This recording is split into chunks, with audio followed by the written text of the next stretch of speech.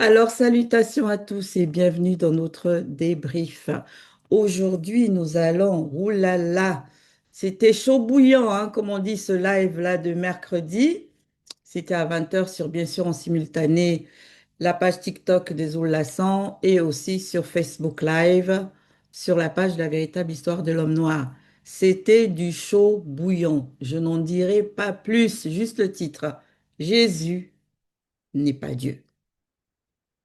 Mais non, nous, on va directement aller sur la phase 1 parce que qu'est-ce qu'on avait des choses à apprendre et peut-être qu'est-ce qu'on a des choses aussi à dire. Mais n'oublions pas que le temps nous est imparti. Donc, phase 1, Jésus n'est pas l'image de Dieu. Qu'avez-vous retenu de cette phase? Merci Ngengeti. D'abord, mon ressenti, c'est démonstratif. En fait, je vais même m'arrêter sur les titres déjà de la phase Jésus n'est pas l'image de Dieu. Et au fait, les chrétiens, ils ne pénètrent pas la précarité de leur ignorance. Et ils ont injustement donné de la valeur qu'il ne fallait pas à ce Jésus au point où ils ignorent même l'importance de leur Dieu. En fait, quand ils disent que Jésus est l'image de Dieu, là, je me suis posé la question de savoir, est-ce qu'à un moment donné, les gens y réfléchissent véritablement par rapport à ce qu'ils sont en train de dire? Certes, dans les Bibles classiques, selon ce qu'on leur a rédigé, quelque chose du genre a été écrit. Mais il faut à un moment donné quand même s'arrêter. Nous sommes en 2025 selon eux, dans cette réalité divisible. Et en plus de cela, Zulu Laïsan est là, il déverse toutes les connaissances. Mais il faut quand même réfléchir. Ils ne voient pas qu'ils sont en train de limiter leur propre Dieu. Ça veut dire quoi? Dieu aurait une image. Et cette image qui va être projetée, c'est Jésus. Celui-là qui a des pieds, celui-là même qui a des oreilles, qui a des cheveux, qui a tout ça. Donc c'est là qu'on comprend véritablement que non, les chrétiens, ils sont vraiment dans une précarité horrible.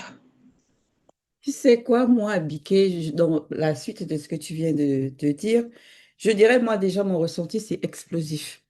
Dans la suite de ce que tu viens de dire, en fait, dans ce live, c'est là où j'ai vraiment constaté dans les profondeurs que les chrétiens sont, du moins les pseudo-chrétiens, ou tous ceux qu'on dit chrétiens, sont plus à plaindre qu'autre chose. Ils sont vraiment victimes, en fait, des interprétations et des écritures des scribes faussaires, quoi. Parce que il y a dans cette Bible, dans cette phase-là, tellement d'anomalies révélatrices de la supercherie, justement, dans laquelle les religions les ont plongés. C'est écrit noir sur blanc. Mais malheureusement, hum, mais on constate néanmoins que la manière dont ils ont dit que leur Dieu s'était fait chair, là, que c'est Christ et tout ça, là, on réalise aussi pourquoi donc leur Jéhovah, pardon, Yahvé et autres, mais on le dépeint en ayant un corps, des bras, une bouche, une tête, des mains qui se fatiguent, qui ne sait pas, toutes ces choses, tous ces attributs en fait qui sont les attributs de la personne qui est née dans des après-chutes, quoi, comme leur Christ en fait. On analyse mieux, on pénètre plus en profondeur. Pourquoi ils parlent de leur Dieu en ces termes-là? Oui, effectivement, Ngengeti, pour moi, si je vais dire, c'est vraiment émouvant parce que, et, en fait, quand Zulu Lassan, il fait comprendre que, en fait, il maîtrise même les écrits bibliques. En fait, j'ai réalisé ça encore, la grâce est manifestée parce que c'est vraiment terrible. C'est vraiment terrible. Parce que, à travers cette première phase, Zulu Lassan ouvre grandement, n'est-ce pas, les consciences et il éclaire vraiment pour comprendre même les écrits des Bibles. Je rappelle que, en fait, moi-même, j'étais dans cette condition que vous étiez en train de, en fait, d'exposer là. Et moi, je témoigne là que sincèrement, c'est-à-dire la façon dont Zulu Lassan a fait pénétrer même Genèse 1, 26 et Colossiens 1, 15, moi je témoigne que vraiment, en fait, il faut du respect pour cet être exceptionnel qui nous a visités. En fait, c'est une grâce encore qui est manifestée pour ceux qui lisent, n'est-ce pas, les Bibles, étant voilés par, n'est-ce pas, en fait, la conscience occulte qui alimente, n'est-ce pas, ce Jésus-là. Il faut se libérer et écouter véritablement les enseignements de Zulu Lassan pour être libéré. Oui, je continue dans ta lancée, Damien, parce que tu as touché un mot là, et c'est ça aussi mon ressenti, c'est la maîtrise. Parce qu'en tout cas, c'est live et cette phase, quand on dit par rapport à Jésus et l'image de Dieu qu'on ne peut pas voir, en tout cas, ça c'est une anomalie, une grosse anomalie. Parce que quand on dit Jésus et l'image, mais quel type de Jésus? Mais c'est bien lui qu'on voit dans les films.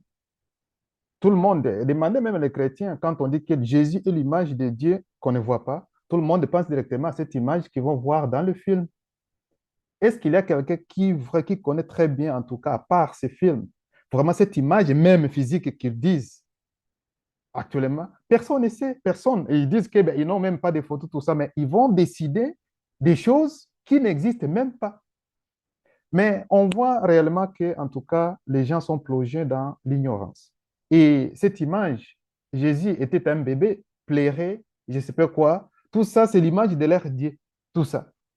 Il va dormir, il va se lever, je ne sais pas, il est fatigué, il va manger. C'est ça l'image de Dieu qui a des, comme vous avez dit, comme tu as dit, Abiké, qui a des jambes, je ne sais pas, des pieds, mais ça, en tout cas, c'est grave. Ça ne peut pas être vraiment logique. Nous y étions aussi, on pensait ça. Nous tous, nous pensions ça, nous, comme moi ici. Mais ce n'est pas plus le cas. Parce il faut aussi avoir la logique des choses. C'est qu'on pensait, ce n'est pas ça. Je m'arrête. Oui, ta suite humanée. Alors, moi, mon ressenti, je dirais détaillé. C'était bien détaillé, ce débrief. Alors, dans cette phase-là, ce que je comprends, hein, que je retiens vraiment, c'est que on peut toujours imiter qui l'on veut copier, mais jamais euh, on ne pourra l'égaler. Et là-dedans encore, Zulu Lasson avait mentionné un point qui était que unique veut dire seul. Et les chrétiens d'aujourd'hui, je dirais même les religieux, n'arrivent pas encore à pénétrer que quand on dit seul, c'est-à-dire qu'il y a eu une image qui ne peut être changée. Et concernant l'image d'Adam ici, on parle surtout de Adam avant la chute. Et ça, ils doivent prendre conscience de ça. Parce que quand même on parle d'Adam avant la chute dans les Bibles actuelles classiques, on mentionne bien que c'est Adam avec les facettes de Dieu, en fait. Donc, ils doivent bien pénétrer, je dirais, ce point-là de comprendre qu'il y a une différence entre avant la chute et après la chute en ce qui concerne l'image. Oui, ta suite, Moito. Mon ressenti ici est comme Abiké, démonstratif. Dans cette phase, Zulu Lassan a utilisé plusieurs versions. Donc, c'est soi-disant théologie, on les quoi, théologiciens ou théologiens, enfin, bref, ont tellement multiplié les versions dans les soi-disant Bibles que dans leur tentative de convaincre que ce qu'ils disent, c'est la vérité. Il y a trop de confusion. L'autre dit c'est Jésus le Fils. L'autre dit c'est Adam, selon les Bibles actuelles classiques. Mais ce qui est intriguant, c'est-à-dire dans leur confusion, dans leur même Bible, dans Galates 5, 17, ils disent que la chair a des désirs contraires à ceux de l'esprit. Mais ils réussissent quand même à dire que Jésus qui est né dans la chute est à l'image de Dieu qui est de Dieu, qui est esprit selon leur Bible actuelle classique. Là, il y a un problème. Je m'arrête là.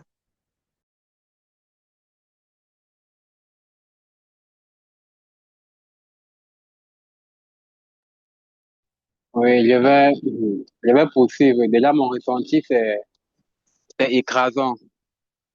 Et allant de Jésus n'est pas l'image de Dieu dans la phase 1, déjà, par rapport même à l'image, il y a déjà une anomalie parce que quand on regarde dans leur propre Bible, vu que le live a été dans les Bibles actuelles classiques, la description même déjà qu'ils donnent de ce Jésus dans leur propre Bible n'est pas ce qu'ils représentent dans leur peinture, comme on a parlé de peinture. Parce qu'ils vont dessiner un personnage blanc aux yeux bleus avec des longs cheveux. Et pourtant, quand on regarde dans les bâtiments classiques, la manière dont est défini ce Jésus-Christ, on parle de quelqu'un qui a les cheveux en laine de mouton, qui a des pieds semblables à un vase d'airain. Et quand on essaye de caricaturer le personnage, c'est un homme à la peau noire qui est caricaturé. Donc, déjà là, il y a déjà une aberration, une anomalie au niveau de l'image même de la personne. Maintenant, parlons de l'image visible d'un Dieu invisible. Déjà, il faudrait que les gens comprennent que les Écritures touchent plusieurs sens, le sens spirituel, le sens astral et physique. Euh, Quand on peut dire il est l'image visible du Dieu invisible, ça peut être l'image du côté du comportement, de la manière d'être de la personne. Il ne faudrait pas toujours comprendre au sens premier du genre l'image, la personne physique. Non, parce que Dieu n'a pas d'image. C'est écrit même dans le livre de Romains qu'ils ont changé la gloire du Dieu incorruptible en l'image d'un homme corruptible. C'est écrit. Donc, je vais d'abord m'arrêter là pour le moment et vous laisser poursuivre. Tata. Oui, à ta suite, Bekina. Mon ressenti ici, c'est confirmation, parce que Zoula Sam est encore venu, je peux dire quoi, enfoncer le clou pour nous montrer que Jésus n'est pas celui qu'il prétend être. Et ce que je peux aussi dire, c'est que après la chute des chutes, on constate aujourd'hui que beaucoup de gens aiment attacher une image, si je peux le dire, à leur foi. Ils veulent avoir quelque chose sur laquelle ils s'appuient pour conforter leur foi. Et c'est en cela que les biblistes et le monde occulte passent par ces fausses illustrations-là, passent par le cinéma pour amener tout cela à s'égarer et à ne pas chercher à connaître la vérité. Donc, comme tu l'as dit encore, Bekina, c'est à travers les révélations de Zoula Sang qu'on comprend encore que Jésus, avec tout ce qu'on voit là, n'est pas le véritable Christ, n'est pas l'image de Dieu, parce que la spiritualité, comme Zoula Sang l'a toujours révélé, et à travers ce que Claude Diatia a dit, le premier homme était noir. Et Zoula Sang nous a fait comprendre que le Christ ne peut pas venir d'une autre lignée ou alors d'une autre race que la race du premier homme. Donc, en fait, les gens doivent prendre un peu de temps pour essayer de chercher à comprendre ce que Zoula Sang nous apporte, parce que c'est très important.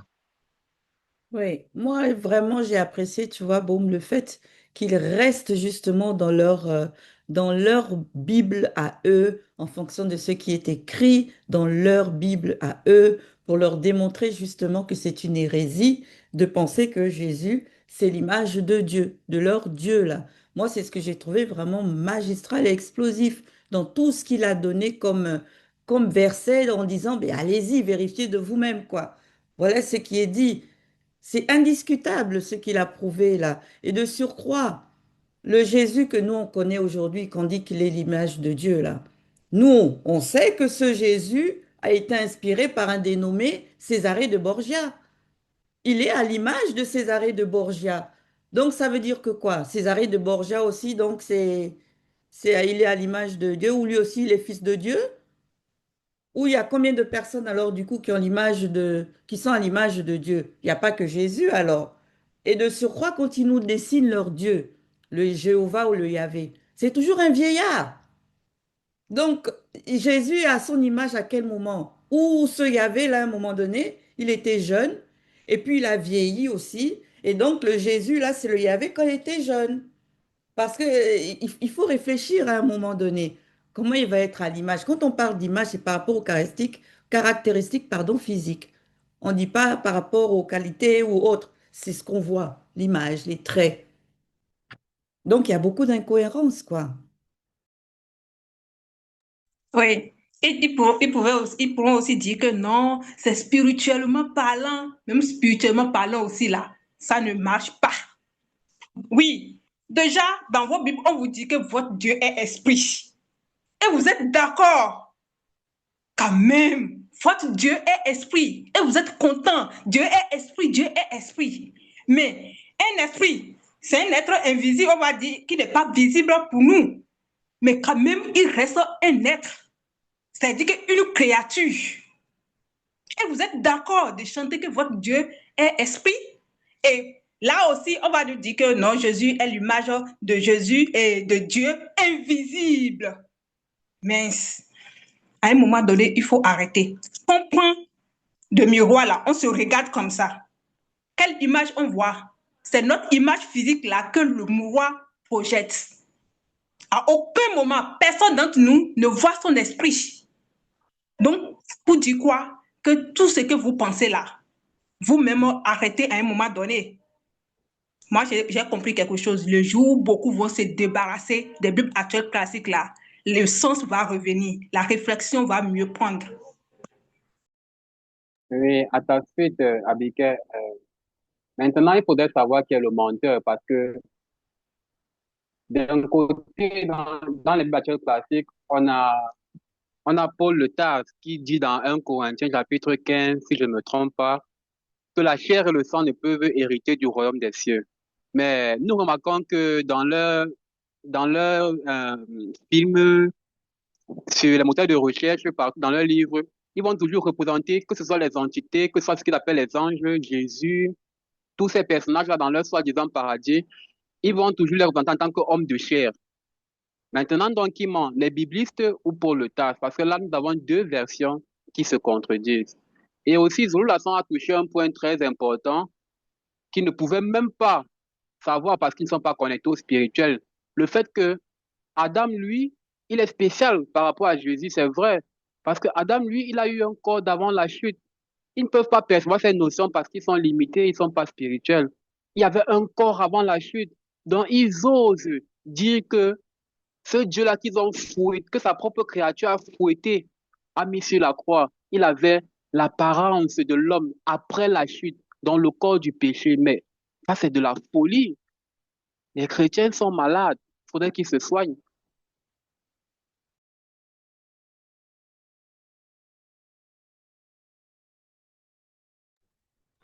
Et ça, on voit, si tu permets aussi, j'ajoute un tout petit peu. Nous allons voir aussi par rapport à l'ère Jésus, là, même les gens, une fois, si tu arrives même à déchirer même cette photo-là où se présente l'air soi-disant Jésus, vous allez voir comment les gens se sentent très mal à l'aise, les autres pleurent, mais pourquoi tu déchires? Parce que c'est leur image de Dieu qui est déchirée là. Mais soyons vraiment, il y a des choses, souvent on n'arrive pas même pas aussi à comprendre comment nous étions ignorants aussi auparavant. Parce qu'il y a des choses aussi, il faut la logique. Il faut la logique, c'est ce que moi j'ai dit toujours, il faut la logique. Parce que quand on voit des choses, il n'y a même pas la vérité par rapport à cette image-là. Et les gens savent très bien, comme Adi Ngengeti, avec les Serge Bourget, tout ça, tout le monde, presque tout le monde connaît cette histoire-là. Et d'où est venue donc cette image-là, où même si tu déchires ou bien tu écrases une statuette, je ne sais pas qui représente ça, vraiment c'est tout le monde qui est vraiment là en part. Et ça, ce n'est pas logique. Il faut que les gens reviennent vraiment à la raison. Eh oui, donc nous on poursuit phase 2. Jésus n'est pas la parole de Dieu. Qu'avez-vous retenu de cette phase? Oui, Beniti, merci. Alors, je vais être un peu brève. Déjà, il n'a pas existé. Il faut dire comme ça. Maintenant, on va aller dans la lancée du fait que Zulu-Lasson a démontré à plusieurs reprises qu'il n'a pas existé. La question que beaucoup, je dirais pas beaucoup, mais que les chrétiens doivent se poser, c'est, étant donné qu'il n'a pas existé, mais que dans le raisonnement, il est dit qu'il est la parole de Dieu. En temps normal, sa parole n'est pas réelle, puisqu'il n'a pas existé. Donc, ça montre encore, en fait, l'état de conscience qui anime à ce moment-là, hein, parce qu'on voit aussi ceux qui prétendent vraiment, je dirais avec ferme conviction que effectivement il est la parole de Dieu, on voit comment ils se comportent, comment ils réagissent. Eux, ils disent carrément que c'est Dieu qui parle à travers eux. Ils vont chercher à soi-disant faire des miracles, prétendant que ou estimant que ça va fonctionner et ils se font attraper, je dirais, en plein direct. Donc là aussi, il est question, il est, je dirais, temps d'admettre que Jésus a été disqualifié par Zululasson, tout simplement. Ensuite, Moto, ils disent au commencement était la parole. Donc la parole était au commencement. Mais Jésus est venu après. Et ils disent que Jésus, c'est la parole.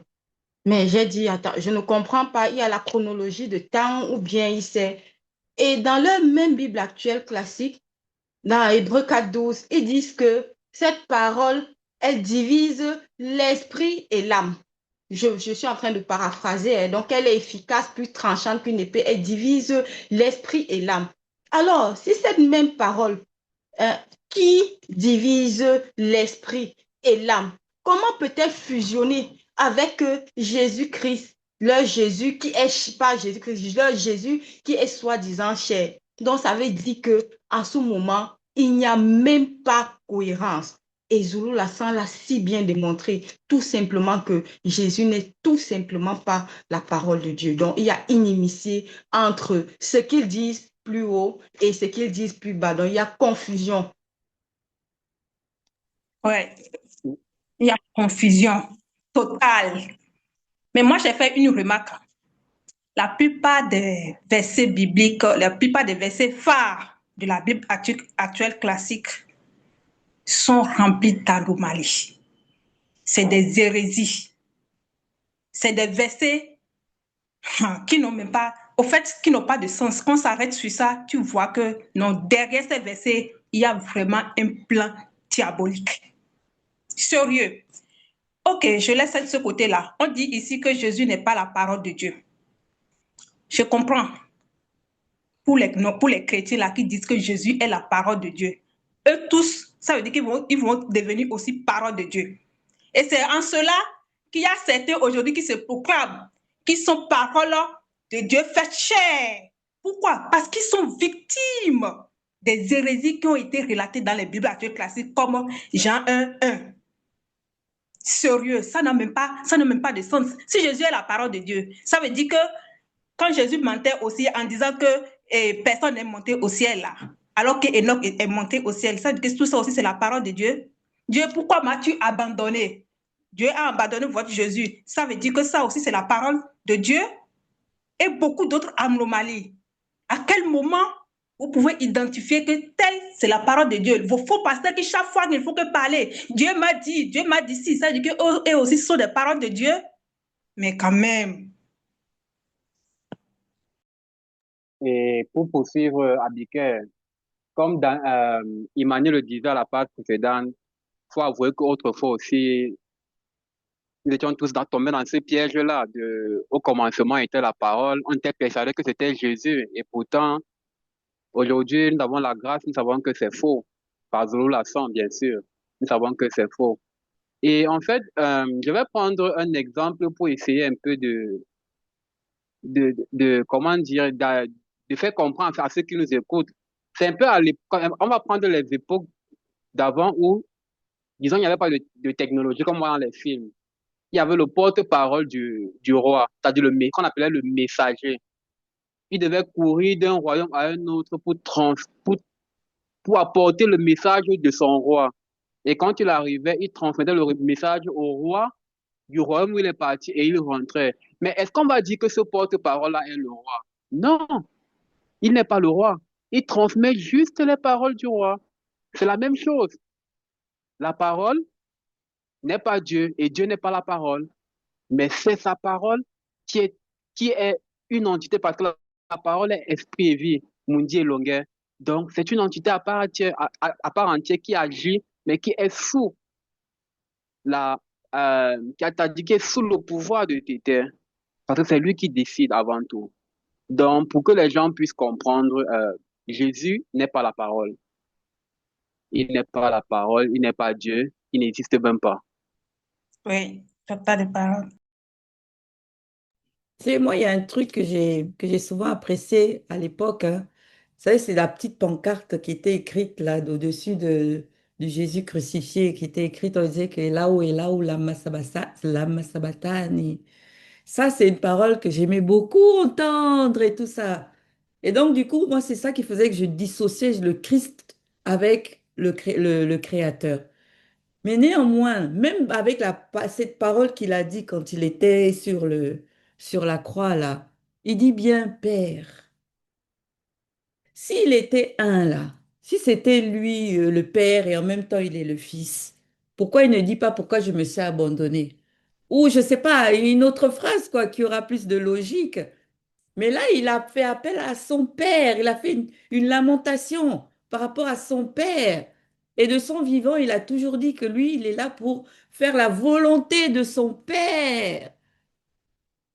Mais vraiment, hein, est-ce que ça veut dire du coup que quand on dit que la parole, c'est la parole de Dieu, c'est dire que Dieu, là, et son fils, c'est la parole. Donc, quand nous, on parle là, notre parole, là, c'est notre enfant. Notre parole, c'est nous. Non, mais sérieux, hein, c'est là où on voit vraiment que ça met en exergue la lobotomisation de masse par les scribes religieux. C'est un véritable génocide, hein, qui a été fait par les religions. Génocide, mais vraiment intellectuel, mental, spirituel, partout. Parce que c'est là sous les yeux des gens, mais le raisonnement est bloqué, comme a dit Mani tout à l'heure. C'est bloqué. Ils ne voient pas.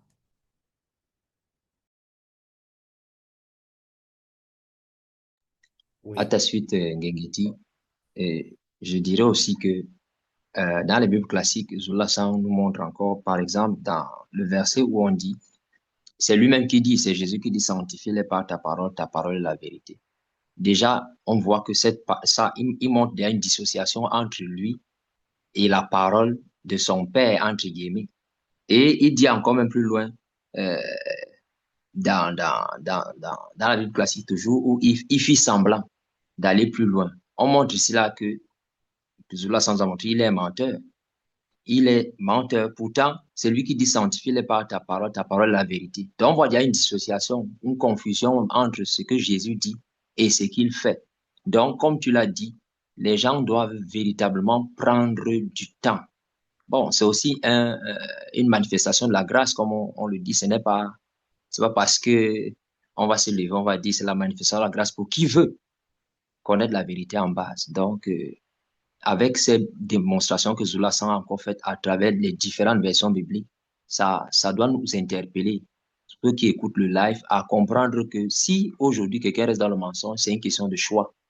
C'est pas une question de voile, mais c'est une question de choix parce que si on veut sortir du mensonge, on se donne les moyens et le verbe qui sonde les cœurs aide la personne à échapper à ce piège-là qui a été établi par les biblistes et le monde occulte. oui, effectivement. Oui, effectivement, bon, c'est une question de choix parce que Zulu Lassan, n'est-ce pas, explique à fond, en réalité, pour que ceux-là qui vont dire je ne comprends pas, pour qu'ils puissent comprendre. Ça, c'est très important. Et ça dit l'explication que Zulu Lassan a donnée par rapport même déjà à la parole faite chair, sincèrement, c'est vraiment suffisant pour celui qui aime la vérité, pour savoir que non, je suis, n'est-ce pas, dans l'erreur, dans ma croyance là. Et l'erreur que, n'est-ce pas, beaucoup font, en fait, c'est de penser que la parole s'est transformée et devenir, n'est-ce pas, chair, un homme. Parce que les gens, ils le disent effectivement. Et là, c'est une erreur grave. Et l'explication que Zoulassan a donnée, vraiment, ça devrait pénétrer ceux-là et comprendre parce que il a expliqué que, en fait, quand on dit, n'est-ce pas, et la parole fait, c'est-à-dire, c'est la parole qui habite, n'est-ce pas, dans un avatar physique. Et ça, c'est très important. C'est très important. Et c'est là où on voit la confusion, même, n'est-ce pas, de ces gens, parce que même des fois, ils disent que, bon, et tout ce qui est, n'est-ce pas, de leur Dieu a habité, n'est-ce pas, en ce Jésus-là. Mais malgré qu'ils disent habiter, ils confondent encore les choses. Même si c'est tout ce qui est de Dieu là, ça veut dire que même Dieu, c'est un contenant. Maintenant, il est vidé, n'est-ce pas, même de sa parole pour que la parole là habite, n'est-ce pas? Maintenant, où est la parole quand Dieu dit, celui-ci est mon fils bien-aimé, il a trouvé cette parole là, où encore? Alors qu'il est déjà vidé, n'est-ce pas, de ce que c'est-à-dire quand on regarde, n'est-ce pas, même l'explication, il y a la confusion. Sincèrement, il faudrait se réveiller. Effectivement, par rapport à cette phase, moi aussi, en tout cas, voir uniquement comment leur Bible, leur propre Bible, comment il dit, comme dans Deutéronome 18, là on dit, je leur susciterai du milieu de leurs frères un prophète comme toi. Je mettrai mes paroles, je mettrai mes paroles, il y a les paroles et je mettrai mes paroles dans sa bouche. Donc, il y a une bouche d'une personne et les paroles qui vont être mises dans la bouche de cette personne. C'est-à-dire des choses différentes. Mais comment on peut dire que cette personne est devenue ces paroles alors là? Oui, la personne va parler uniquement ce qui lui a été confié de parler. Mais ce n'est pas que parce que toi tu parles ça, tu es devenu ça, tu es devenu ça. Non, ce n'est pas ça. Et comme ils ont dit que, mais Imani, si tu parles seulement la voix d'Imani, c'est Imani. Ça, ce n'est pas le cas ici, hein. Le cas, ce n'est pas comme ça. Ici, c'est par rapport à la parole que Dieu a mis dans la bouche. C'est la parole de Dieu. Mais la personne là, ce n'est pas elle-même cette parole. Mais c'est clair, même dans leur Bible. Mais moi, je n'arrive pas à comprendre comment ils ne comprennent pas. Vraiment, hein, comme on dit, hein, on n'arrive pas à comprendre comment ils ne comprennent pas. Phase 3, un autre point crucial. Jésus n'est pas Dieu. Qu'avez-vous retenu de cette phrase? Oui, merci Ngengeti. Pas supposer, hein, comme ils le disent, que Jésus soit Dieu. C'est simple, vous les chrétiens. Ça veut dire quoi? À un moment donné, votre Dieu, il a subi, il est venu dans cette réalité du visible-là. Les gens l'ont bien tabassé. Il n'a même pas le pouvoir pour se défendre. Ils ont déchiré ses habits. Donc, il ne peut même pas vous protéger. Ces chaussures, sandales qui portent bizarre, bizarre là, tout ça, on leur a arraché ça. Et ce qui est encore pire, c'est qu'il est mort. Donc, pendant ce moment-là, vous allez devenir quoi? Si déjà votre Dieu, il a pris par toutes ces étapes-là, les créatures de faible fréquence l'ont maltraité. Mais qu'est-ce qui vous reste encore? Donc, il faut juste même laisser les Bibles actuelles classiques. Il faut raisonner, tout simplement. Non, franchement, c'est trop lourd cette phase-là, quoi. Oui, Oui. moi je vais poursuivre. J'ai lu quelque part hein, que la meilleure façon de cacher quelque chose à un noir est de le mettre dans un livre. Parce que, soi-disant, l'homme noir n'aime pas lire. Et c'est à cause de ça que la grande majorité, soit ben, ils n'ont pas la Bible, leur Bible classique là. Donc, du coup, ils vont préférer se référer à ce que va leur dire leur pasteur ou leur prêtre par rapport à ce qui est contenu. Soit ils ont la Bible, mais quand ils vont lire cette Bible-là, ce sera d'une manière, mais vraiment, comme on va dire, euh, très légère, très superficielle. Ils vont vouloir juste parcourir, avancer, avancer, avancer pour dire que oui, j'ai déjà lu la Bible en entier et puis s'en vanter. Mais dès qu'il y aura des passages un peu confus, parce que moi aussi j'ai lu la Bible, hein, il y a des passages où tu t'arrêtes. Tu dis, mais qu'est-ce que ça, qu'est-ce qu'ils sont en train de dire? Il y a tellement de confusion, même toi-même, tu lis, ça te bloque. Mais eux, ils vont poursuivre en disant que, ah, mais de toute façon, les voies de Dieu sont impénétrables. Donc, continuons juste la lecture. Et c'est comme ça qu'après, ben, il y a des confusions dans la compréhension de ce qui est écrit dans ces Bibles-là. Alors que normalement, quand on voit ces contradictions, quand quelque chose nous bloque dans la lecture, ça a été fait exprès par le Verbe, pour que justement on s'interpelle et qu'on se dise, mais pourquoi ils disent ça? Mais ça n'a pas de sens ce qu'ils sont en train de crier. Quand on dit qu'il faut tuer à l'épée, violer les femmes et tout, tu dis, mais waouh, mais le Dieu là, vraiment, hein, même toi, ça te choque en tant que qu'homme ou de femme de lire ce genre de choses que Dieu dit qu'il faut faire. Ça va pas avec ce que tu t'imagines ou ce que tu conçois de Dieu.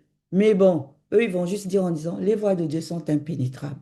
Et puis, ils ferment la Bible, et puis ils dorment, et puis c'est fini. C'est triste. Il faut raisonner. Jésus là ne peut pas être Dieu. C'est pas possible. Oui, effectivement, Ngengeti, même déjà avec les deux précédentes phases, Ouzoulou Lassan a déjà, c'est-à-dire, en fait, brisé les appuis de ceux-là qui croient en ce Jésus-là. Les deux premières phases suffisent. Mais néanmoins, Zulu Lassan, il pénètre encore pour amener à comprendre. Et c'est là encore, c'est-à-dire leur appui au niveau de Ésaïe 55. Là, c'est encore vraiment terrible. Parce que le phénomène, on va dire, mortel du christocentrisme, c'est-à-dire Zulu Lassan, a vraiment percé ça. Et pour ceux qui veulent comprendre, ils vont comprendre. Même dans Ésaïe 55, là, quand on prend, mais il y a le futur qui est quand même utilisé. Et on dit même dans d'autres versions, on l'appellera Père. Mais attends, à quel moment, c'est-à-dire c'est Dieu qui a appelé, n'est-ce pas, le soi-disant Jésus la paix, mais c'est lui qui est sur la terre, Ngengeti vient de le souligner, a appelé, n'est-ce pas, ce Dieu la paix. Mais en fait, en fait, cette phase, c'est-à-dire qui se sont succédés, en fait, c'est une forme de dépiècement, on va dire. C'est-à-dire, Zulu Lassan dépièce le montage qu'ils ont fait par rapport à JC. Parce qu'ils vont finir avec leur soi-disant Adam. Mais ils ont attaqué même les descendants de Adam, parlant, n'est-ce pas, et d'autres personnes qu'ils vont prendre et ils vont dire non, c'est directement JC. Et Zulu Lassan a éclairé tout cela. Oui, ta suite, Damien. Il faut dire qu'il y a vraiment un état de conscience d'esprit d'idolâtrie qui plane hein, sur ce phénomène, je dirais, chrétien, religieux, parce que quand on s'arrête sur le fait que, selon leur raisonnement, que Jésus est Dieu, ah, je vois bien, comme Abike a bien démontré, on voit au temps de la Pentecôte, là, quand c'est l'Assomption, genre, c'est la Pentecôte, l'Assomption, quand Jésus remonte, là, il retourne, il dit bien qu'il retourne vers le Père, mais à ce moment-là, si vous dites qu'il est Dieu le Père, le fait de remonter comme ça, là, comme a dit Abike, mais le Père lui-même, il est où en fait? Lorsque vous voyez un peu ce raisonnement-là, de se dire que ah, c'est lui Dieu le Père, mais il remonte après avoir ressuscité, enfin, il faut rentrer dans ce raisonnement pour dire qu'il n'est pas Dieu le Père, tout simplement. C'est un peu comme une vidéo que j'ai vue il n'y a pas longtemps où ils étaient en train de faire, je dirais, le faux pasteur avait donné rendez-vous aux fidèles pour dire comme quoi il retournait vers le Père. Donc là, les fidèles arrivent et tout ça, dans une salle, le faux pasteur, il s'habille en blanc et tout. Il avait une corde derrière, là, on le monte, on le voit monter comme ça, jusqu'au moment où il est rentré dans la toiture. Je dis, mais franchement, non, même ça, quand vous faites comme ça, là, ça veut dire que c'est lui, Dieu le Père. C'est Dieu le Père qui est en train de monter.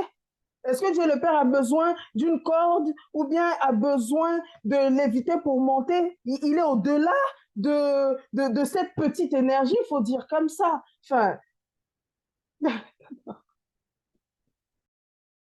Oui, je vais poursuivre. Franchement, les auteurs des bateaux classiques ils ont abusé du christocentrisme. Ça, déjà, c'est la remarque qu'on fait à ce niveau. Ils ont abusé au niveau du christocentrisme. C'est-à-dire, ils sont vraiment arrangés à centrer tout autour de ce personnage de Jésus. Et quand on fait les analyses avec Zulu Lassan, on voit que aucune prophétie ne s'adresse à lui. On l'appellera Emmanuel, pourtant c'est pas de lui qu'on parle. On a vu avec le cas du prince, on parlait de Eliakim, donc aucune prophétie ne s'adresse à lui. Et en fait, je me rends compte qu'on est dans un gros dilemme. Le dilemme, c'est quoi en fait? C'est que on a d'un côté des gens animés par des démons religieux et scientifiques qui ont apporté des livres trafiqués afin de corrompre l'humanité. Et maintenant, d'un autre côté, on a les plus dangereux qui sont ceux, pour moi, ils sont plus dangereux. Je le dis pourquoi? Parce que eux, ils apportent leur propre raisonnement, ce qui complique encore la chose.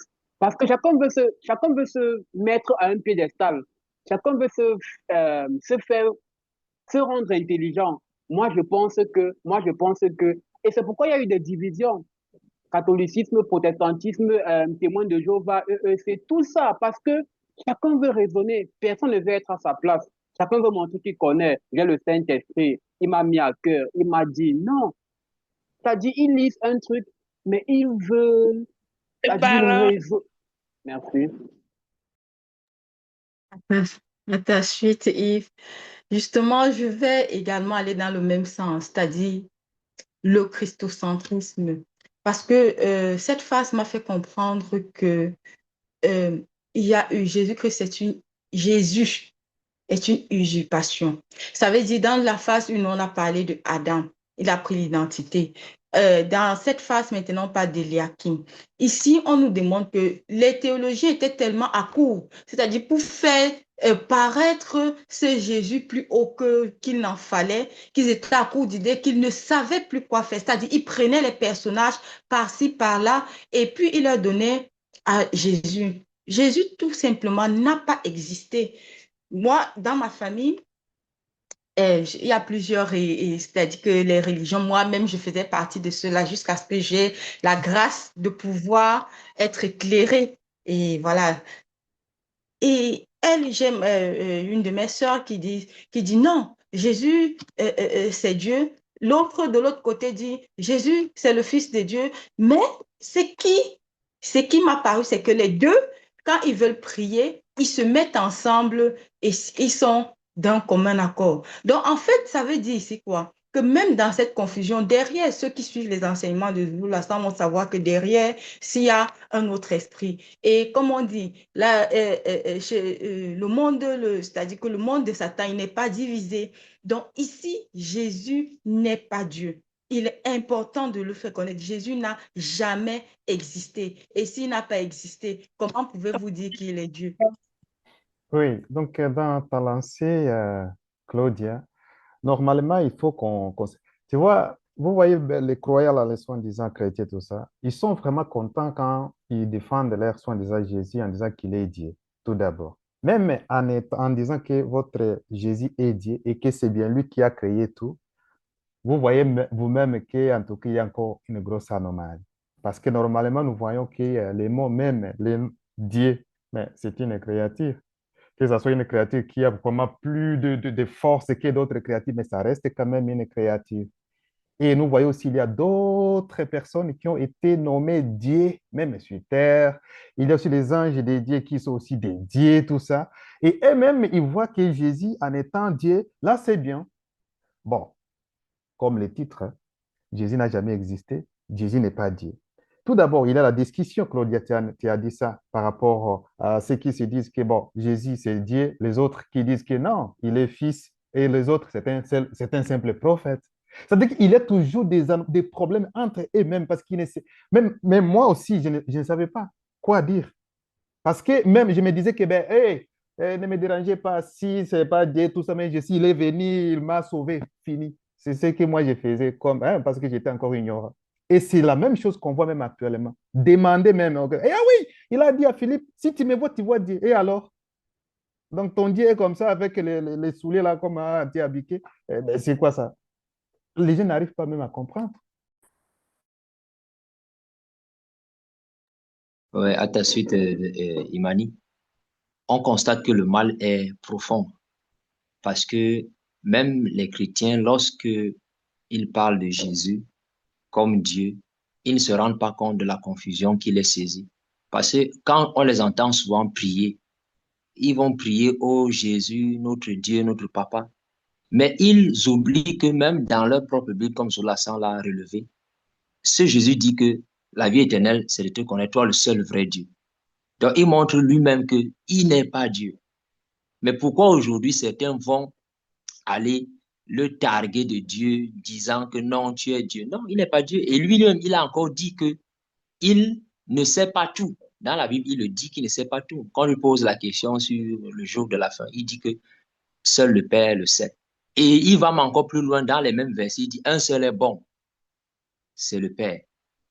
Donc, mais quand ceux-là même lisent ces passages-là, ils ne se posent pas de questions. Ils ne se posent pas de questions. Et quand on va essayer de leur dire que voilà ce qui se passe, ça va devenir les problèmes, ça va devenir un conflit. parce qu'ils ne veulent pas accepter la vérité. Si quelqu'un prend juste un peu de temps pour écouter ce que Zoula Sang dit et faire ses propres recherches, comme il a dit, comme les chrétiens, entre guillemets, de Béry, il va comprendre qu'il y a beaucoup d'anomalies, et qu'il est temps pour lui de se débarrasser de cette Bible tranquille pour commencer à écouter réellement la vérité, la source pour alimenter, rafraîchir. Donc, moi, ça me fait vraiment mal lorsque je vois des gens manifester le fanatisme sans toutefois faire Car, preuve de raison. Mais vraiment du fanatisme, hein, bon, parce que même aujourd'hui, hein, il y a leurs soi-disant pasteurs rois, là, qui ont retourné leur veste en disant que non, Jésus est noir. C'est-à-dire que, c'est-à-dire que eux-mêmes, ils vont encore renier ce qu'ils avaient dit au début de leur oh, je sais pas comment on dit, leur pastorat, hein, au début de leur ministère. Au début, ils renient ça maintenant parce qu'ils voient justement, eux aussi, que la vérité commence à de plus en plus s'établir, s'installer. Et donc, du coup, on dit non, on va pas rester derrière. Il faut quand même qu'on suive toujours le train en marche, mais on va pas leur dire que le nom là, c'est autre chose. Non, c'est Jésus, mais c'est vrai, il est noir. Non, mais on est vraiment dans une aberration. Et ils suivent ça, hein. Ils vont suivre ça. Toujours. Ils vont dire que oui, effectivement, mais de toute façon, c'est pas la couleur qui compte, qu'il soit blanc, qu'il soit jaune, qu'il soit noir et tout ça. Tu dis, mais mince, vous voulez vraiment pas voir la vérité en face, quoi. Faire la politique de l'autruche, ça sauve pas, hein.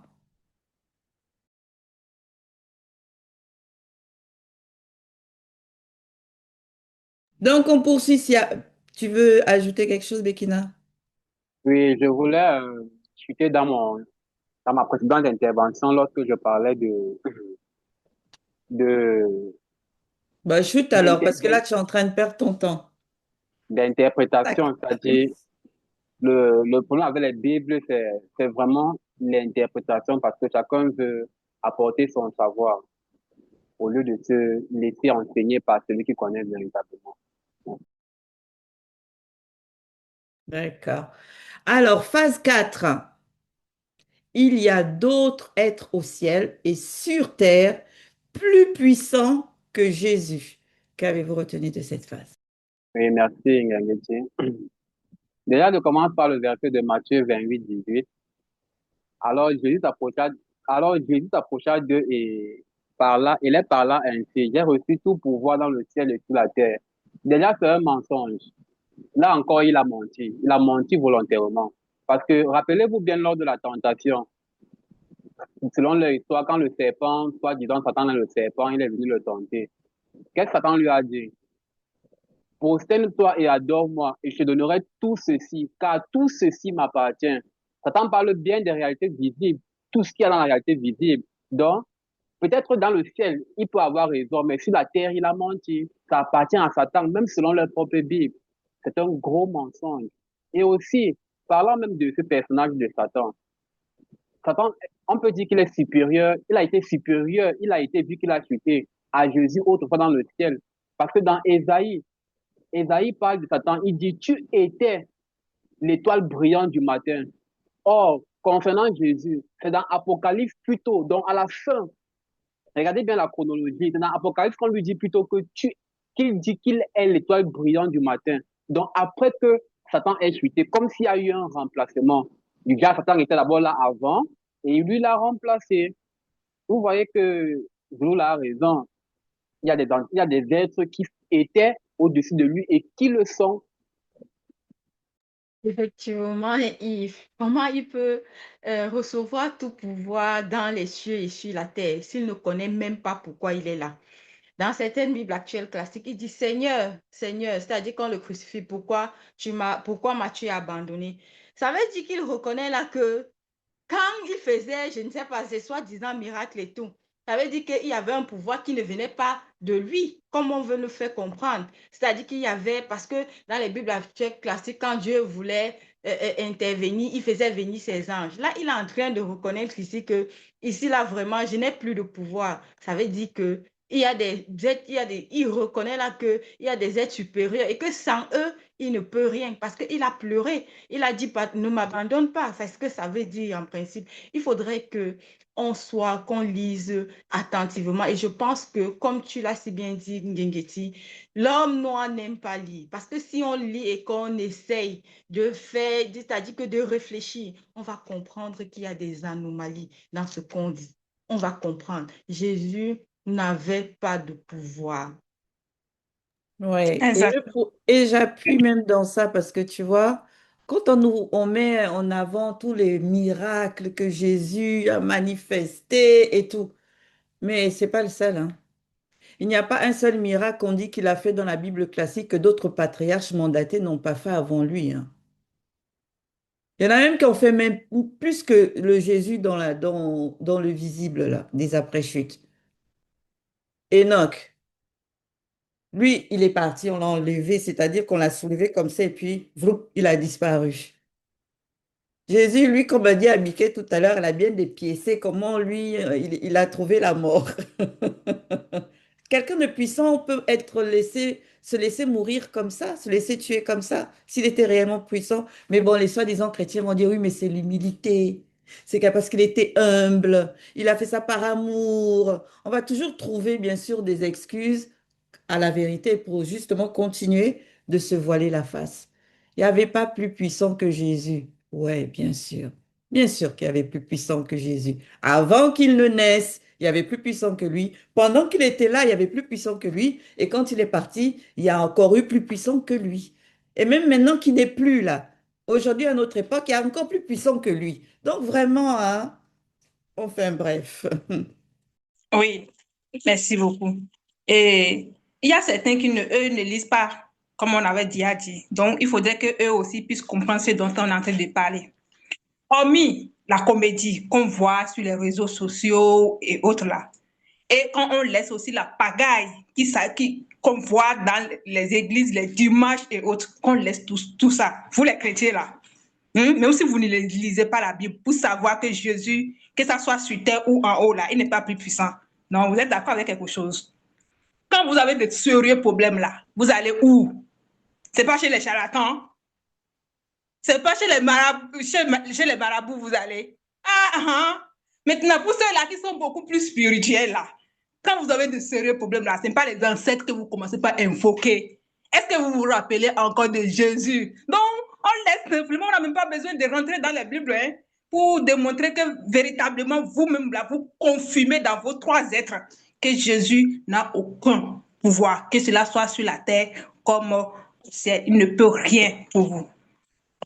Mais effectivement, hein, Abiké, hein, ça montre bien, je dirais, son infériorité du fait que le nom même que ceux qui ont machiné dès le départ pour façonner ce personnage ont pu donner, comme on dit, hein, ils ont voulu mentir, mais ils sont pas allés loin. Ils ont donné un nom d'homme pécheur d'après la chute, selon les Bibles actuelles classiques, qui avait déjà, parce que le nom de Jésus, là, ça avait déjà été prononcé, je dirais, plutôt dans les Bibles, je crois que dans l'Ancien Testament, etc.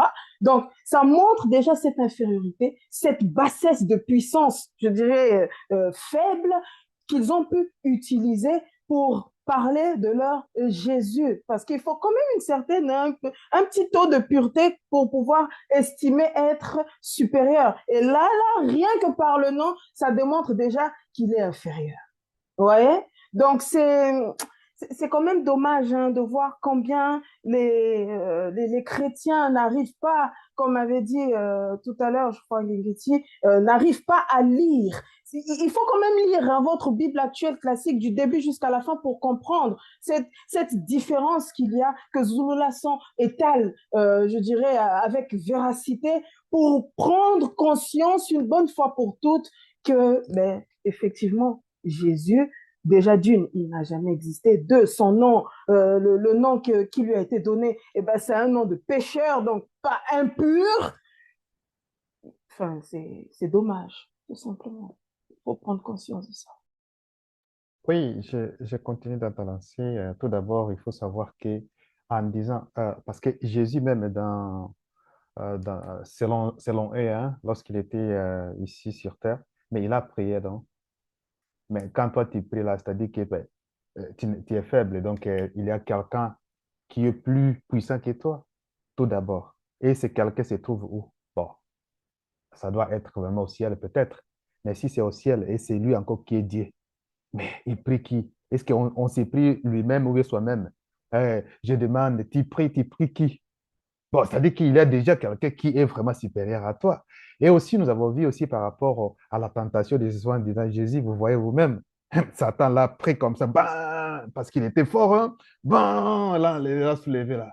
Bon, il faut que tu m'adores là, je vais te donner tout ça. Non, il est dit tout ça, mais parce que si tu es puissant, en tout cas, mais comment cet être-là, hein, que vous dites que c'est un pire, va vraiment va prendre Jésus et transporter comme ça, parce que cet être est très fort, hein, il est fort.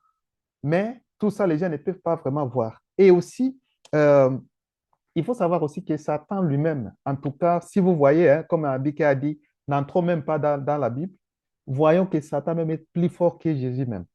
Parce que c'est bien lui. Regardez tous les chrétiens, même si ils se mettent ensemble, ils chassent qui? Ils veulent chasser qui? C'est toujours Satan. Et chaque dimanche, le monsieur là est là, présent. Et ils vont prononcer les noms là de Jésus. Et le monsieur est toujours là. C'est lui qui dit que c'est Satan. Mais c'est qu'il est toujours puissant, hein. Oui, Imani, c'est vrai ce que tu es en train de dire. J'ai constaté quelque chose. J'ai constaté quelque chose et ça revient toujours à la lecture. La plupart des versets, c'est une remarque que j'ai fait, la plupart des versets qui font ressortir en fait les êtres dans le ciel et sur la terre plus puissants, n'est-ce pas, que Jésus. En fait, on voit que ça se trouve dans l'Ancien Testament, ce que eux ils vont appeler Ancien Testament. Mais ça, il y a beaucoup parmi, n'est-ce pas, ceux qui s'appellent chrétiens qui n'aiment pas lire, n'est-ce pas, l'Ancien Testament. Alors que même la fabrication même de Jésus là, c'est à partir de l'Ancien Testament.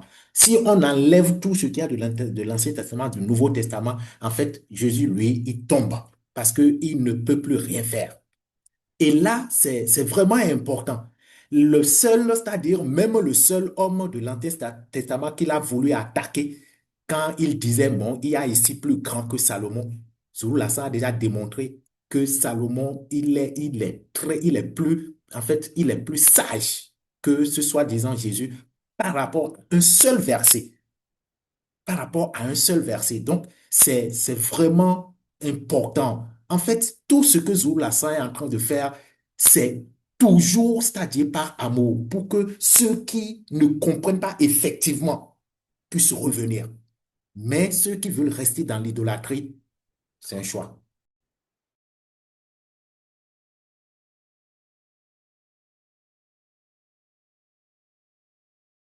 peux Oui, rajouter. à ta suite, Damien, on comprend encore ici avec ce que Zoula San nous révèle que lorsqu'il parle de ces chefs, parlant des entités, des chefs suprêmes de l'armée de l'Éternel, le chef de des créatures de Dieu, que ces personnes, bon, ces entités-là sont supérieures à Jésus. Et il nous fait comprendre même ici, même lorsqu'il parle même des personnages qui, comme tu l'as parlé de Salomon dans la Bible classique, en dehors de Salomon, les personnages tels que Samuel, on voit que ce qu'ils ont manifesté comme, je peux dire quoi, comme œuvre pendant leur ministère, était même au-delà de ce que ce Jésus-là dans les Bibles classiques a manifesté. Donc, sous la ça nous amène encore à comprendre que on ne doit pas dissocier l'Ancien Testament du Nouveau Testament, comme tu l'as dit, Damien, ils ont l'habitude de le faire. Ils doivent comprendre que ce qui s'est passé dans l'Ancien Testament est aussi une façon pour nous je peux dire quoi, d'apprendre et de comprendre véritablement le sens des Écritures. Donc, ceux qui pensent que ce Jésus-là est l'être suprême, non, ils se trompent. Il y a d'autres êtres dans les Bibles classiques, comme cela s'en l'a révélé, qui étaient au-delà de ce Jésus-là. Oui, effectivement. Donc, on va juste rapidement, si quelqu'un a quelque chose à ajouter, Je le prends, sinon on poursuit sur la phase 5. Ok, personne. Donc, phase 5, le nom de Jésus ne sauve et ne sauvera personne. Et le christocentrisme. Qu'avez-vous retenu de ça, cette phase? Les exemples palpables, ce sont les chrétiens eux-mêmes. Vous êtes d'accord avec moi que tous ceux-là, déjà, je vais même commencer par le péché. Ceux-là qui ont arrivé à un moment donné à arrêter, je vais dire. Parce qu'il y a certains, on attend, oui, je fumais, je ne fume plus. Quand ils arrêtent à ne plus fumer, là, est-ce que c'est le nom de Jésus qui vous amène à ne pas fumer? Si ce n'est qu'à un moment donné, vous-même, vous avez pris conscience. Vous avez manifesté une forme de foi pour dire que non, ce que je fais là, ce n'est pas vraiment bon. Donc, soyons sincères. Maintenant, je reviens sur le nom même là. Donc, si je comprends bien, dans votre royaume là, il y a royaume des Français, royaume des Yoruba, royaume des Anglais, royaume des... Tout. Parce que chez les Yoruba, on ne dit pas Jésus. Hein. En anglais, on ne dit pas Jésus, c'est Jesus. Et autant que nous sommes ici dans sa langue-là, il y a plusieurs manières d'appeler Jésus. Il n'y a que dans certaines versions des Bibles actuelles classiques traduites en français qu'on dit Jésus. Donc, dans toutes les langues qu'il y a dans cette réalité du visible-là, ou bien les traditions des Bibles que vous avez là, par quel nom vous serez véritablement sauvés? Vous voyez qu'ils vous ont dupé, ils vous ont menti avec cette histoire de Jésus-là. Franchement, du début jusqu'à la fin, rien ne tient. Donc, franchement, moi, je m'arrête même là d'abord. Moi, je vais toucher l'affaire du nom là aussi, Abiké, par rapport à sauver. Sauver dans quel sens déjà? Sincèrement. Quand ils pensent que Jésus les a sauvés. Oh, il m'a sauvé d'un imprévu, c'est-à-dire un accident. Oh, il m'a sauvé d'une maladie, il m'a guéri de la maladie. Mais quand on parle de sauver à prime abord, selon la spiritualité, sauver, ça fait référence au salut. Et le salut, c'est quand toute personne va quitter le visible. C'est par rapport à l'âme, parce qu'on sait que c'est l'âme qui pêche qui va être, qui mourra. Donc, c'est par rapport à notre âme qu'on doit être sauvé. C'est cette âme-là qui doit être sauvée. Parce que si c'est la mort du visible, là, on va tous passer par là. Quoiqu'il y a eu certaines exceptions, on le sait. Et c'est connu par rapport au patriarche, dont justement Enoch. C'est connu, ils ont été enlevés, ceux-là. Mais sinon, pour tout le reste, ça concerne le salut par rapport à notre être spirituel et non pas par rapport à la personne du physique, mais pour un, deux, trois. Oh Jésus! Oh Jésus, la porte là a failli me casser le bras. Oh Jésus! Tout ce qui est toujours en relation avec la chair. C'est là où vous allez parler de Jésus. Vous allez dire que Jésus vous sauve, que Jésus. Mais vous percutez même pas ce côté spirituel du sauver, mais par rapport à l'être spirituel et non pas par rapport à vos chairs. Vous voyez? Donc, le nom de Jésus va vous sauver. Il vous sauve de quoi, en fait? Quand vous êtes malade, ce n'est pas les médecins qui s'acharnent sur vous avec les traitements aussi? Est-ce que c'est Jésus, vous êtes assis et puis Jésus vient et puis boum, vous vous levez, vous êtes guéri? Non. Oui, à ta suite, Amélie. C'est là qu'on voit bien hein, qu'ils ne connaissent même pas l'identité de ce Jésus, en fait. Parce qu'il est bien dit dans leur Bible actuelle classique, vous connaîtrez la vérité vous affranchira. Mais même cette vérité de par rapport à Jésus, ils ne l'ont pas encore pénétré. Puisque là encore, je reviens sur ces mots-là qui dit que ben, c'est un nom souillé. C'est un nom souillé et qui n'a jamais existé. Donc, même pour obtenir ne fût-ce que le salut, comme tu as donné une étude tout à l'heure, qu'ils se connent ou qu'ils fassent quoi que ce soit, ils vont citer le nom de Jésus aussi facilement. Ou quiconque invoquera le nom sera sauvé.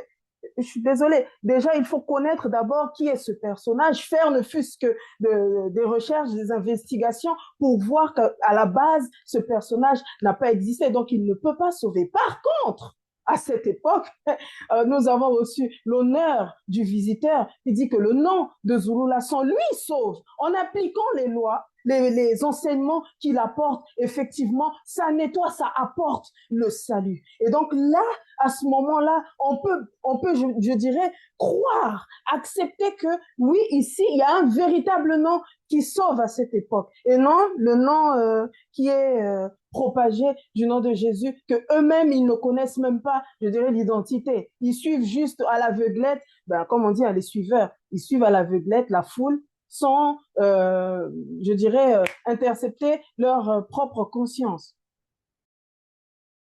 Oui, à ta suite, moi, je me demande à quoi le personnage de Jésus se shoot. Je sais pas, à la cocaïne, au tramol, je sais pas ce qu'il prend parce que non seulement il ment beaucoup, mais il a des pertes de mémoire parce que c'est lui qui dit, là où il y aura mon nom, il y aura la paix. Mais il oublie qu'avant ça, il a dit, je ne suis pas venu apporter la paix, mais l'épée. Parce qu'à cause de moi, il y aura division entre le père et le fils, la mère et la fille, la belle-fille et la belle-mère, etc.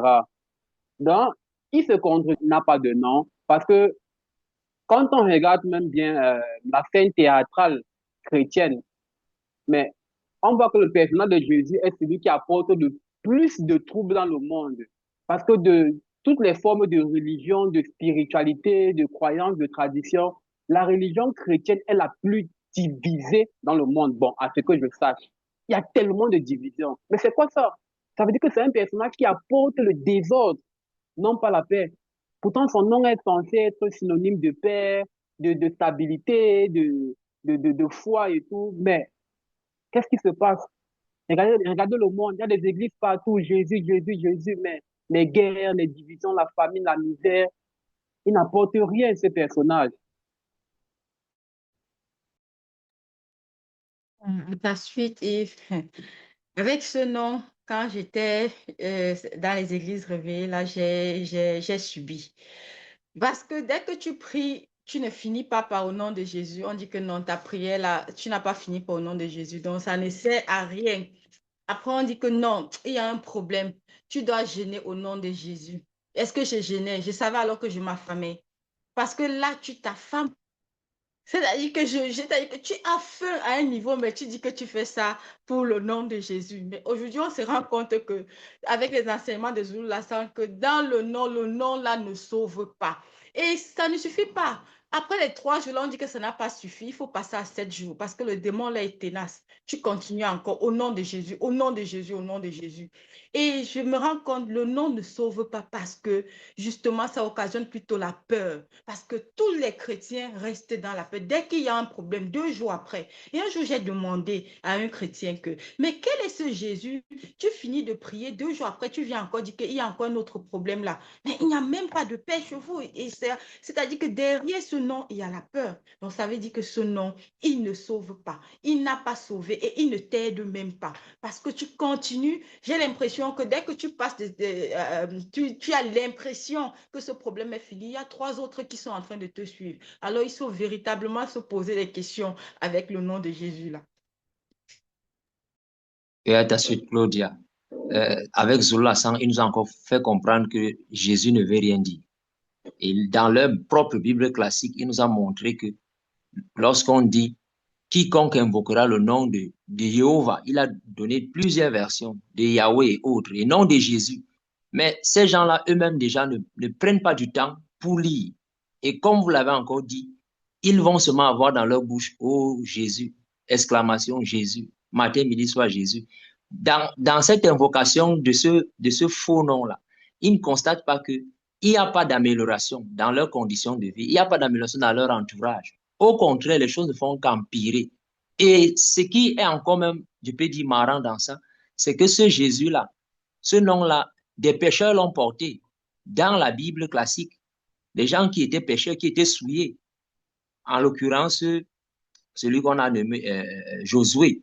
Donc, les gens ne comprennent pas que si déjà, dans les Bibles classiques, on nous montre que certaines personnes ont porté ce nom-là, mais il faut qu'on se remette en question. Est-ce que c'est ce nom-là qu'on a dit que nul n'a reçu ce nom en dehors de lui? Non. À un moment, il faut s'arrêter. Il faut s'arrêter et essayer d'examiner, d'ouvrir les yeux pour comprendre que depuis qu'ils invoquent ce nom-là, il n'y a pas d'amélioration des conditions de vie. Les gens sont toujours en train de vivre dans le péché, vivre dans l'hypocrisie et c'est pire. Effectivement. Ok, merci, Imani. Effectivement, bon, comme tu l'as rappelé, même dans leur propre Bible, ça a été écrit que c'est tous ceux qui feront appel au nom de, on va dire, Jéhovah, Yahvé, donc qui seront sauvés. Et c'est pour ça aussi qu'on va voir, n'est-ce pas, cette méthode que Zorolassan les a permis pour que nous puissions comprendre. Donc, c'est-à-dire, il a démontré que Jésus ne peut pas être Dieu parce que c'est leur appui. Parce que après, ils vont te dire, non, en fait, le Jéhovah là, c'est toujours lui. Mais ça n'a pas lieu d'être. Et il y a un autre encore, c'est-à-dire un autre verset qui fait, en fait, qui met la confusion au niveau, n'est-ce pas, des chrétiens. C'est au nom de Jésus, tout genou fléchira. Et là, ça, c'est, en fait, tout genou fléchira et toute langue confessera. Mais dans le même temps, il y a des gens qui, en fait, se lèvent pour dire, non, si c'est là, c'est pas bon. Mais ça veut dire que déjà même, c'est un mensonge, en réalité. C'est un mensonge, ça n'a pas lieu d'être. Sinon, c'est le contraire même qui se pose. Parce que les genoux qui étaient fléchis à cause, n'est-ce pas, de ce mensonge-là, sont en train de se relever. Donc, il faut ouvrir, n'est-ce pas, les yeux. Il faut ouvrir, n'est-ce pas, les consciences et revenir, n'est-ce pas, à la source, tout simplement. C'est la vérité qui sauve. Et c'est ça que Zulu Lassan apporte, parce qu'il est la vérité lui-même. Le problème, ça commence par rapport à ces noms-là. Parce que les gens ne se demandent même pas comment une personne s'appelle tel comme a dit Abike, mais dans une autre langue. Est-ce qu'on peut traduire un nom d'une personne par rapport à une autre langue? C'est ça la question. On dit, mais c'est normal, nous on parle en swahili, on dit Yesu. Et les autres qui vont dire, ah non, nous parlons en français, on dit Jésus. Mais ça, c'est autre chose. Ce n'est pas vraiment le nom qui peut sauver. Et tu sais, le problème est que le fanatisme, c'est vraiment, vraiment quelque chose qui n'est pas bon. Parce que moi, je me souviens très bien moi, j'ai été élevé en tant que chrétien. Et là, moi, je savais que ben, ce que moi je suis, c'est ça la vérité, n'est-ce pas? Et les autres, là, vont aller en enfer. Et c'était comme ça. Et là, on parlait Jésus, c'est ça. Mais est-ce que moi, j'avais un moment pour me demander que est-ce que ce que moi, on m'a fait croire, est-ce que c'est vrai ou pas? Je n'avais pas le temps même de penser par rapport à ça. Même si j'ose de penser ça, je dis, hé, Satan, ces idées, je ne veux pas ça. Même penser par rapport à ce que tu crois là, tu vois que c'est Satan déjà qui est là. Et ça, vraiment, c'est quelque chose qui n'est pas normal. Jésus, les Moïse est là. Mais ils n'appelaient pas Jésus, hein. Mais est-ce qu'ils ne sont pas sauvés, ces gens-là? Bon, je ne sais pas. Et même, ils peuvent le dire parce qu'il est mort, je ne sais pas. Tout ça. Les Élie, tout ça, je ne sais pas tout ça. Mais qui prononçait les noms même de Jésus là? Est-ce qu'ils ne sont pas sauvés? Mais ça, c'est vraiment, c'est un petit truc. On voit seulement, on dit que mais ça, c'est pas normal. Jésus arrive, tout le monde dit que ah, c'est toi. Et les autres, là, on finit avec vous, on commence l'an zéro. Et sa mère aussi, tu as quel âge? Ah, je ne sais pas. J'ai mis mon fils, mais on commence à zéro, hein. Ah, c'est Jésus. Non, il faut qu'on réfléchisse. Non, c'est vrai, hein, parce que même Jésus, comme je dis encore, quand il était sur leur pseudo-croix, là, il n'a pas prononcé le nom de Jésus, de son propre nom, hein. Pourtant, c'est ça qui sauve, non? Il était censé prononcer aussi le nom là, si c'était le cas. Mais où c'est qu'ils sont les mêmes d'abord dénicher ce... Je sais pas, je me demande bien, hein, qui a été le premier à avoir lancé cette interprétation-là, et puis c'est devenu comme parole d'évangile, comme on dit. Pourtant, c'est écrit nulle part dans la Bible classique. Ce n'est écrit nulle part qu'il faut prononcer le nom de Jésus pour être sauvé, ou que c'est le nom de Jésus qui sauve. Ce n'est écrit nulle part, mais pourtant c'est la pensée commune de la grande majorité des soi-disant chrétiens. Mince, il suffit de dire un nom et puis on est sauvé? Non, il faut mettre en pratique les enseignements, c'est tout ça qui sauve. Comme c'est même écrit dans la Bible classique, la foi et les œuvres, c'est ça qui sauve. Et c'est écrit où qu'il faut dire un nom et puis c'est fini, on ne fait plus rien. Il faut juste accepter Jésus dans ta vie et tu seras sauvé. Ah bon, hein? Donc tous les dimanches, je vais à l'église, je dis j'accepte. Quand je ressors, j'insulte, j'escroque et tout. Et puis je repars encore, je dis oh pardon, Jésus. Et ainsi de suite, ainsi de suite. Mince alors. Mais bon, quoi qu'il advienne, nous, nous allons leur les laisser avec leur Jésus. Comme on dit souvent, les Jésus-lâtres, on va les laisser avec, en espérant vraiment qu'il y en aura quand même quelques-uns qui vont être piqués par la raison selon le verbe pour venir bien écouter ce live qu'a donné Zoulassant. Parce que vraiment, hein, vous allez vous y retrouver. C'est pas possible que vous soyez, ah, mais qu'est-ce qu'il dit celui-là? Parce que c'est pris, tout est pris dans la Bible classique. Il n'a rien rajouté, il n'a rien retranché. Il a juste pris comme ça et puis il a dit, voilà, voilà ça ici. Et puis tiens, voilà ça là-bas. Tu as la Bible, va toi-même, tu cherches et tu trouves. Donc, sur ce, merci à tous pour vos participations et bien sûr, si le Père le permet, au prochain débrief.